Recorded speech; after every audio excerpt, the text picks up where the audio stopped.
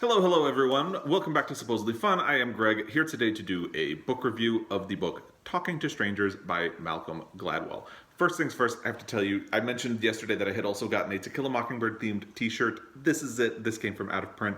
I'm sure many of you are familiar with them. They sell t-shirts, socks, tote bags themed around literature. I had an Edward Gorey t-shirt that I got yesterday, and this is the To Kill a Mockingbird one. My favorite part is that down here it says, "Hey boo," which just tickles me. So there you go. That is the t-shirt. Now let's get into talking to strangers. The subtitle of this book is What We Should Know About the People We Don't Know. So ostensibly, this is a book about how we read strangers, how we misread strangers, and how we can use that knowledge in the future. If you have never read Malcolm Gladwell, his books always have some kind of sociological theme to them and then tell a lot of stories related to that theme in them.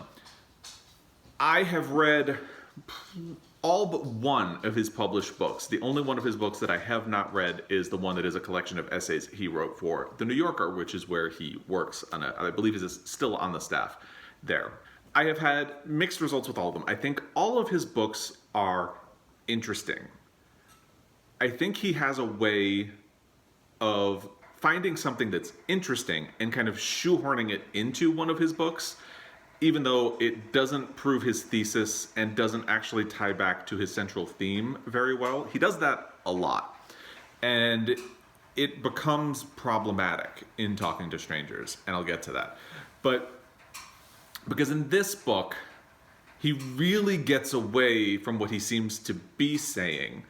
And another thing about Malcolm Gladwell is that he has a tendency to have a mild sort of arrogance. I like Malcolm Gladwell, but there's a mild arrogance where he tends to talk about something as if, well, I'm the person who understands what's really happening here. And most of the time he can pull it off. But the ways in which he does that in this book, Talking to Strangers, I found very problematic. Now, full disclosure, I was actually warned about this book because Rick at Another Kick at the Can Lit did a post on Instagram, and he did a video, which I will link down below. It's really good. It sums up a lot of what I also think about this. Talking about some of the ways in which this book is problematic. And I saw that, obviously, but I decided to do it anyway because, I also like Malcolm Gladwell's podcast, Revisionist History. I will say, this book kind of has me questioning whether or not I will read another Malcolm Gladwell book and questioning whether or not I'm going to continue on with the podcast because it's not good. And it's not good in terms of the writing. The writing is great.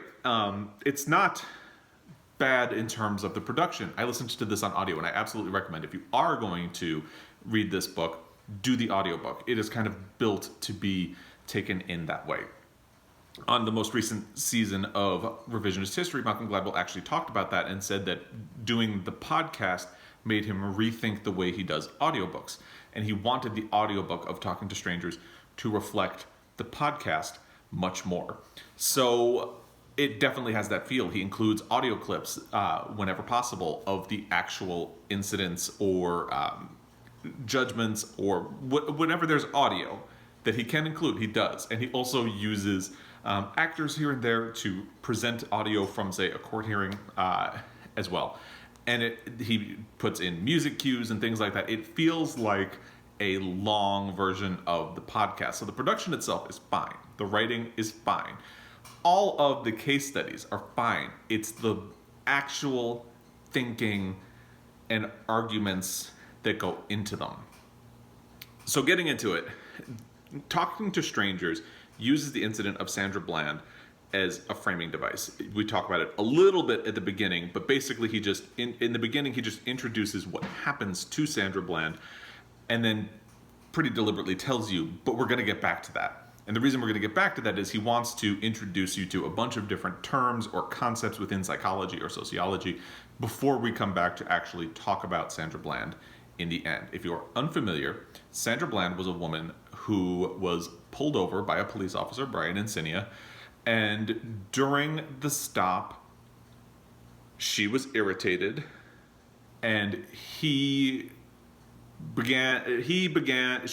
smoking a cigarette. He decided he wanted her to put the cigarette out. She said she wasn't going to put the cigarette out. It escalated into an argument. She ended up being arrested and put in jail. 2 or 3 days later, she committed suicide in a jail cell. So it gets at a lot of these issues, like with Ferguson and things, and all of the pop culture commentary about like Black Lives Matter and things like that, because you have this officer threatening to tase a woman and drag her out of her car if she doesn't comply with him, and it's a horrifying incident. And all the more horrifying because there is footage of it. She recorded footage on her cell phone, and there is dash cam footage as well. So you can actually see what happens to her. And it's horrifying and painful. But so in the beginning, we're introduced to the basics of the Sandra Bland story. We'll find out more about it at the end when we come back to it. But then Gladwell frames this as a situation in which strangers misread each other to tragic results.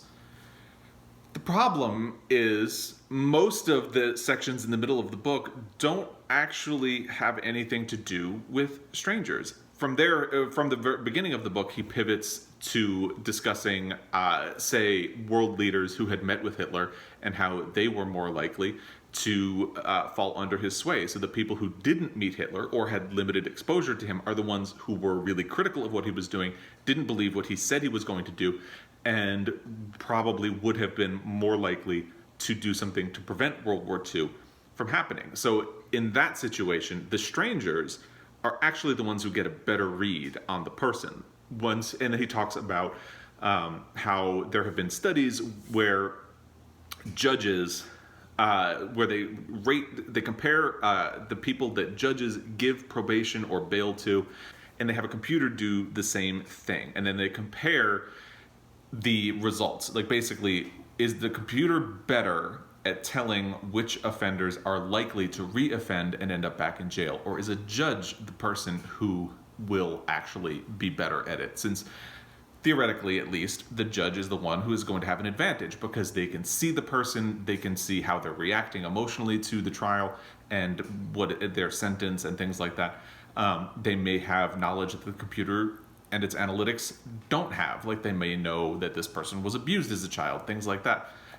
Any outside factors that may have impacted it. But at the end of the day, the computer did better. So again, having intimate knowledge of something doesn't help you. And he never gets back to that. He never really resolves that. It's like, what is this doing in this argument? You're saying that strangers misread each other, but then you're making the opposite argument and saying, oh, actually, strangers can be better because if you don't know somebody, we have this instinct to want to trust someone. He calls it default to trust. Then he starts getting into some of the really problematic areas. And I applaud Gladwell for not shying away from some of the biggest stories that he could talk about, from some controversial issues. He doesn't do great when he actually starts talking about them, though. So the first one is the Jerry Sandusky case. If you are not familiar, Jerry Sandusky was, I believe, the assistant coach at the University of Pittsburgh on the football team for many years. Obviously, Joe Paterno was the coach. It's a very famous football team. They did very well. Jerry Sandusky was revealed to be a pedophile, and the football organization and the heads of the school were held to account. I believe the person who was in charge of the school ended up in jail. Joe Paterno was forced to resign and then shortly thereafter died. And it was a big mess. They had tried to cover up what Sandusky was doing. So Gladwell takes the really interesting approach of saying, but maybe it makes sense that they trusted Sandusky because we have this default to truth instinct. And immediately I'm kind of like, oh, really? And he continues, because here's the thing. He's specifically talking about when Amanda McQuarrie went to Joe Paterno and then ultimately to the school to say that he had witnessed Jerry Sandusky with an underage, very minor person in the showers in the locker room. That is the incident that Gladwell's talking about. So he's saying, well, we have this instinct to trust people, so it makes sense that Paterno would trust Sandusky. It makes sense that the people in charge of the school would trust Sandusky. But there was a prior accusation to that. And wouldn't we rather have schools investigate these things, at least just in case? So Gladwell's argument of, oh, but yeah, of course they trusted him, what is it doing? It's just weird. And I could have probably gotten past that one, but it gets worse. And it gets worse because from there, Gladwell wades into the Brock Turner case. Now, if you're not familiar with the Brock Turner case, Brock Turner was a college student who was found raping a woman. He was found having sex with a woman who was unconscious next to a dumpster. And when the people who stumbled on him called out, he ran. So that was a big case. And Gladwell talking about it, I can't even talk. It's problematic because he's kind of reducing a situation in which a woman was raped to misperceptions of what someone wants. And yes, that's part of it, but it's not all. And reducing it to that just feels gross. Really, really gross. And part of this is bad timing. In this book, the female victim of the Brock Turner case is only referred to as Emily Doe. That is how she was known through the trial. And now, Emily Doe is known to be Chanel Miller. She came out publicly and released a book entitled Know My Name. So that's bad timing on Malcolm Gladwell's part. But he didn't have to be talking about this anyway, and yet he does. So he makes a case that binge drinking is more to blame for the Brock Turner case than, say, teaching men to respect women and listen to cues.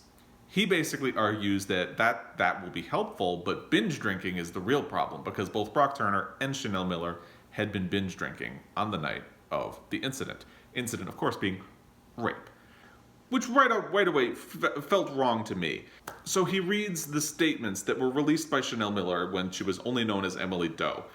And he has the good sense to agree with her very articulate and reasonable and rational conclusions and arguments, but then he has the bad taste to disagree with her after a point. Because she basically responded to the idea that binge drinking was to blame for what happened to her. And she, rightly, I think, pointed out binge drinking didn't rape her. Binge drinking doesn't create this rape culture that we live in this country, whether we like to admit it or not. And it is ultimately not responsible. Gladwell agrees, but then basically negates everything she says by going back to say, but binge drinking is the real problem. So he's kind of negating it. And, he's ignoring Chanel Miller's essential, and again, I think accurate point, which is that many people binge drink and don't rape someone at the end of the night. So you can't 100%, you can't say binge drinking is it. God, I'm getting myself irritated just talking about this. Oh my God. Okay. Can do this. I'm not gonna get angry either. And I get it. He's making a point that binge drinking leads to bad decisions and makes it harder for you to read cues that somebody else is putting out. But again, not everybody who binge drinks commits a crime. So yes, fix binge drinking.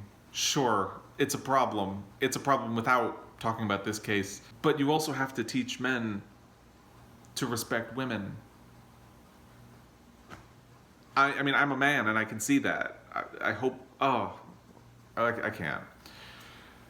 So the next section after Brock Turner is a tangent into so-called enhanced interrogation techniques and how they can be unreliable. And while this does relate back to the alleged central topic of a police stop going wrong better than most sections of this book, because there is a police officer who, say, pulled someone over by the side of the road has more in common with someone who is trying to get information from a suspect or someone who may know something about, it has more in common, those two have more in common with each other than, say, me walking into a party and meeting somebody for the first time. And that, by the way, is something that I don't think Gladwell either understands or reckons with in this book, because he's acting as if all interactions with strangers are equal, and they are absolutely not. Because, as I said, a police officer pulling somebody over at the side of the road is not the same as me walking into a party and meeting somebody for the first time. Very different expectations, very different power dynamics, very different everything. And yet, he treats them as if they're the same. They are not the same. Anyway, even though it relates back to the theme better, it's still a tangent. And not one that Gladwell has anything particularly interesting to say about. This is a topic that has been discussed at length since the days of George W. Bush's presidency. So what Gladwell's saying, that we desperately needed intel into Al-Qaeda and what they were doing, but torturing prisoners gave us unreliable or even false information more often than not, is not new. Catherine Bigelow made an entire movie about it. It's called Zero Dark 30. This is not a new concept. And you can take terrorists out of it. Just police interrogating people can get false confessions, can get false information. It's a known problem. And he doesn't really do anything interesting with it. What really bothers me then, I could talk about this all day, and I don't want to go like section by section by section. And then from there, he oddly takes a left turn into Sylvia Plath committing suicide so he can talk about coupling. And basically, coupling is the idea that, say, if you remove guns from the country, because guns are the most frequent tool used to commit suicide, will suicide levels go down? Or will the people who wanted to commit suicide find another method of doing it? Because what is being coupled? Is the person coupled to the idea of suicide, or is the person coupled to the idea of using a gun to commit suicide? And he goes on at length about that. And honestly, I don't even really know what this has to do with reading strangers. It's kind of interesting, but I don't know what it's doing here, except that he wants us to understand the concept of coupling. What he's doing with the concept of coupling, once we get back to Sandra Bland, I honestly don't know. He references it as one of the important things to understand, but what are... I can see how he uses the default to trust, or the lack of default to trust, because there are people who are inclined to be more suspicious of their surroundings. So I see how that relates, but what the hell is coupling doing in this book? I honestly don't know. I really don't. And I've thought about it. I just don't think it ties back to what he's saying at all. And then we basically at that point get back to Sandra Bland. And he talks about how on its surface, the police officer is wrong. He reacted to the cues that she was sending out inappropriately because clearly she was irritated, but she hadn't done anything wrong. And he, instead of responding to things like her saying, I'm irritated because I'm waiting on you. Or like him telling her to put her cigarette out. She got irritated by that. It is her car. Basically, on its surface, the police officer continued escalating and needling the situation. But then he starts going into police statistics and how police departments work, and sort of a little bit of the history of criminology, because you talk about Kansas City and how they had a huge crime problem and how different ways that they tried to approach it in helping create the field of criminology, because there really wasn't a science behind police work and how it is done and how to reduce crime until they started trying out some of the things that they did. And one of the things that they did is they encouraged police officers to pull over more people, to be more suspicious of things, to look for things that they can, because if they're doing that, they'll find the people who are doing something wrong. So pull over more people, interrogate more people on the sidewalk. and you'll find the people who are committing crimes, and you'll deter people. So this is a practice that then spread to the rest of the country. The problem with that is not all areas have high levels of crime, and that type of tactic really works in areas where there's large level of crime. If you go into an area that's relatively peaceful, it's not going to do much except cause problems. And that's why you hear things like police officers being pressured to give out a certain amount of tickets or more tickets and things like that, because the idea is that it will reduce speeding, reduce crime, and that while they have people pulled over, they are more likely to find out about other crimes, such as drugs or anything like that. So his rationale for the Sandra Bland case is that this police officer, Brian Encinia, is a product of that type of police work. He pulled over many people, many times, which resulted in some arrests. But it also ignores, except for some token mentions, the concept of race. This was a black woman who was pulled over by a police officer. And, all I can think is, me getting pulled over by a police officer is a different situation than a black person getting pulled over by a police officer. There's no denying that. But he's talking about these people being badly paired, or badly matched, I think is the term that he uses, because both of them are acting in ways that they wouldn't expect the other person to. Like, he's provoking her instead of calming down. And she's acting like a suspicious person, but she's not really acting like a suspicious person. She's acting like someone who didn't really do something wrong and got pulled over for it and is now having to wait for a police officer who's treating her rudely. So, you can talk about the pressure on police officers to pull people over, but at the end of the day, that isn't why Sandra Bland ultimately died. She died because a police officer provoked and reacted badly and escalated a situation that didn't need to be escalated. Maybe he was doing, and the argument is that in his depositions, the police officer talked about how he feared for his life because he was seeing her do things that he saw other criminals. I mean, if you watch the dash cam footage, maybe it's that I'm not a police officer and I'm not in these situations. It doesn't look threatening. She looks like a woman who's irritated by somebody who's trying to hold something on her that she didn't really do. God, I'm irritated. Okay. And throughout the book, I mentioned that we have music cues throughout the whole book. Well, the music cue that he's using is from Janelle Monáe. It's called Hell You Tom Bow. And that's the recurring theme. And then once you get to the end, he starts playing some more of the lyrics where you realize this, if you aren't unfamiliar with the song, that this is about the situation in Ferguson, the people who have been murdered by police officers, and Sandra Bland is mentioned in it. And it's like, say their names, know them. And the inclusion of that song starts to feel really insulting when you get to that, because here's Malcolm Gladwell appropriating a song that's supposed to honor these people and say their names, tell their stories. And he's trying to make a case that actually this had nothing to do with race or domineering police officers. It's because police officers have been told to pull over more people, and they've been told to be suspicious of strangers. Maybe that's part of it, sure. But that's not the big story. That's not... oh my God. I hate this book. I hated this book. God, Rick warned me. I should have listened to Rick.